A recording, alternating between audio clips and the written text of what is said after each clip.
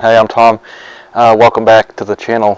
Today I've got my 55 Cub here, and last time I took the seat off it and we drained the transmission oil out of it.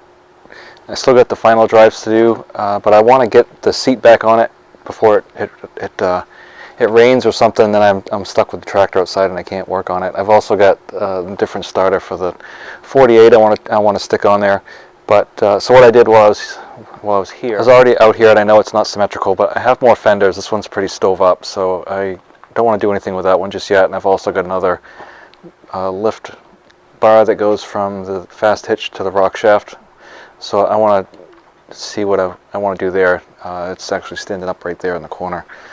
But anyway, while I had this all ripped apart, I just figured I'd hit it with some Rust-Oleum IH Red, which is one of my favorite IH Red colors because it makes it look like that right there, which actually makes it look like this one too. I think it comes out pretty well. You just have to hit it with a few coats so it doesn't look splotchy, and be super patient so it doesn't run. And make sure that you prep it really well, and make sure that after you've sanded it all off, make sure that you wash it off or blow it off, because you get a little so anyway, you painters already know these things, and well, I do too now. Anyway, battery box, and if you recall, I told you the bolts that held it, they are not gonna come out of there. They are now part of that axle. But fortunately, they're so rotted that they fit nice and snug, just like that. So I've got to take some sheet metal screws and screw this into the platform. The grounds on these were supposed to go right here on the side. The other one was here. My other Cub is on the battery box, so I'm going to try this on the battery box, see how it works. If it doesn't work satisfactorily, I will put something like this back on. But this is where I'm at, and I didn't paint the battery box because it's pretty shiny sheet metal like that, and I don't want to mess it up, so I'm just going to use it like it is. But anyway, I did sand the hood down, and just threw a little bit of primer on it just to see what it looks like, and it feels nice and smooth now. Anyway, I've got this piece on order. I've got some light bulbs coming, and I've got the whole rear light assembly coming because that other one's just, it's too far gone to use it. So before I've also got a governor control coming, and a couple other little things. But you can see this fender right here is really not looking so hot. I hit it with PB Blaster. I want to see if I can get it off. And this is supposed to be bent. And if you look at this one over here, you'll see that it's got some bends to it. It has like a real slow S to get around the fender. Otherwise, well, you end up staving the fender up like this one. And it should not be cuffing on that. So we'll just leave that as is for now. I can hit that later. I did notice these tires are loaded, so that they're really heavy. But anyway, I'm going to try to screw this in and see how that works out for me. So because that fits really snugly right in front of those, in front of this one and this one, I'm going to drill 2 holes right through the floor pan and put 2 stainless steel bolts in there, because I want to make sure that I've got enough contact touching the chassis. And hopefully this works. Like I said, I wouldn't be surprised if it didn't, but I want to try to make it like it was supposed to be. So I'll drill those out and put some stainless steel bolts in there with some dielectric grease on it, and see if that will be enough of a ground to satisfactorily start this tractor. I've got another fender over there right now being primed and getting ready to put on here.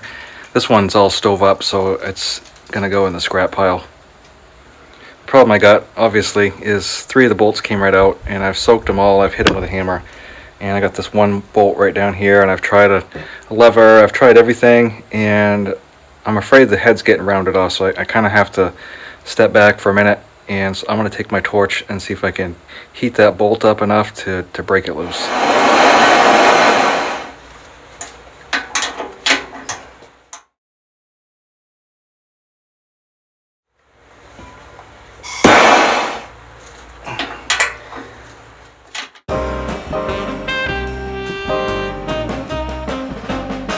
Well, that fender was going to go to the scrap pile anyway, So you can see right there. So I've got part of the fender, and there's the bolt. Alright, now you can see it. Alright, so here's where I'm at. I just hit it with some more Big Blast, and I just beat on it with a hammer. I've heated it up again, and so I put the extension back on. It's a, what happens, well, I've got more room now for sure, but see, with this extension on, I don't have this round part right here hitting the axle of the tractor, which kind of set it off a little bit. So let's give this another try, and everybody keep your fingers crossed. I'll see what happens here. Oh, is that it?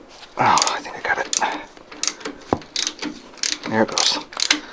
Well, that's lucky, because I was either A, gonna bust it off, which meant I had to take the tire off to tap it out, or B, have to cut it off, which still went back to situation A, where I have to take the damn thing off.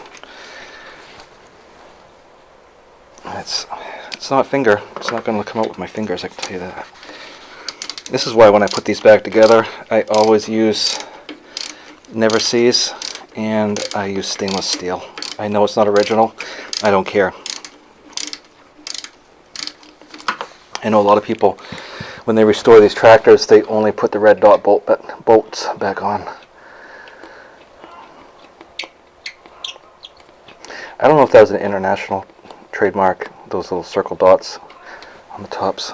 This one doesn't have it anyway. None of these do. They're just regular grade 8s probably. I don't know. Grade 5. So, wire brush this crud out of here and scuff with this iron up. I've already degreased everything the other day, but you know, I couldn't get in here because there was stuff on it.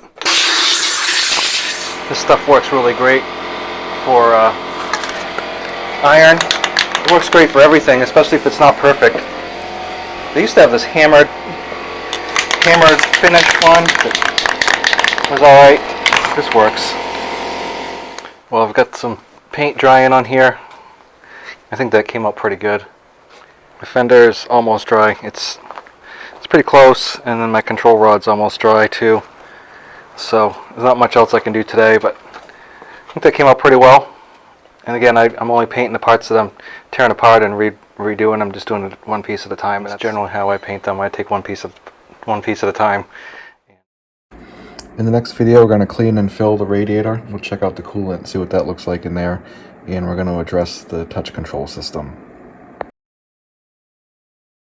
I guess that's all I have for today.